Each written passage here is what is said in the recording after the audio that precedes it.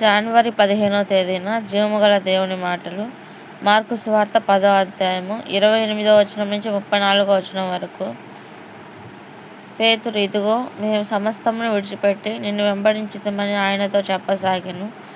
అందుకు యేసు ఇట్లనెను, నా నిమిత్తమును సువార్త నిమిత్తమును ఇంటినైనను అన్నదమ్ములను అయినను అక్కా చెల్లెలైనను తల్లిదండ్రులనైనను పిల్లలనైనను భూములనైనను విడిచినవాడు ఇప్పుడు ఇహమందు హింసలతో పాటు నూరంతలుగా ఇండ్లను అన్నదమ్ములను అక్కా చెల్లెళ్ళను తల్లులను పిల్లలను భూములను రాబోవు లోకమందు నిత్య జీవమును పొందునని మీతో నిశ్చయముగా చెప్పుచున్నాను. మొదటివారు అనేకులు కడపటివారు మొదటివారగుదురు అనెను. వారు ప్రయాణమై యెరూషలేమునకెళ్ళుచుండిరి.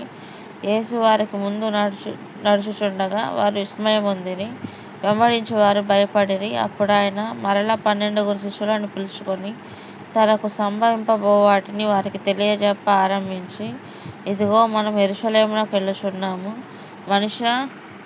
మనుష్యకుమారుడు ప్రధాన యాజకులకును శాస్త్రులకును అప్పగింపబడును. వారు ఆయనకు శిక్ష విధించి ఆయనను అన్యజనులకు అప్పగించెదరు.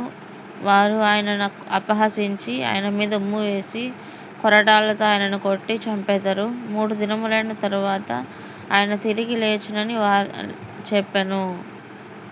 ఆమేన్.